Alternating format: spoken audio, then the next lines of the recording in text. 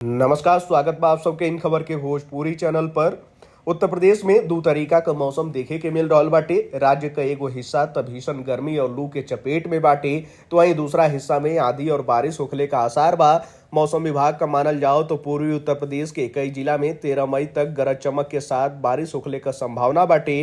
उत्तर प्रदेश के राजधानी लखनऊ में तेज हवा का दौर आज भी जारी रही और आज से यानी कि 8 मई से लेकर 13 मई के बीच लखनऊ में गरज चमक के साथ बारिश होने का संभावना बा।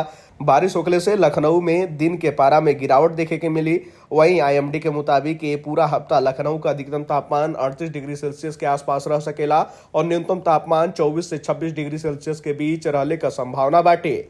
आईएमडी के अनुसार आज यानी कि 8 मई से लेकर 13 मई के बीच अयोध्या, सुल्तानपुर, बस्ती, सिद्धार्थनगर, अंबेडकर नगर, सुल्तानपुर, जौनपुर, आजमगढ़, वाराणसी, चंदौली, गाजीपुर, बलिया, मऊ, देवरिया, कुशीनगर, महाराजगंज, गोरखपुर, संत कबीर नगर, सिद्धार्थनगर, लखीमपुर खीरी, सीतापुर, बहराइच, श्रावस्ती, बाराबंकी, गोंडा और बलरामपुर में गरज चमक के साथ बारिश होखले का आसार बाटे।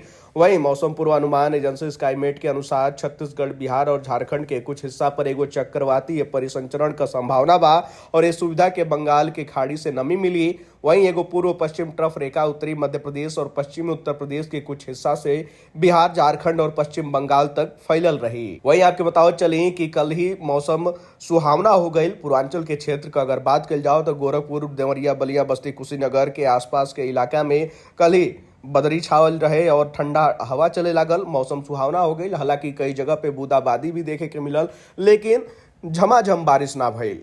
वहीं आपको बता दी कि अब पूर्वांचल के क्षेत्रन में भी बारिश का अलर्ट जारी कर दिया गई बाटे। आज से लेके 13 मई तक बारिश होखले का संभावना बाटे। अब देखे के होई कि बारिश के बाद मौसम कितना बदल रहल बा।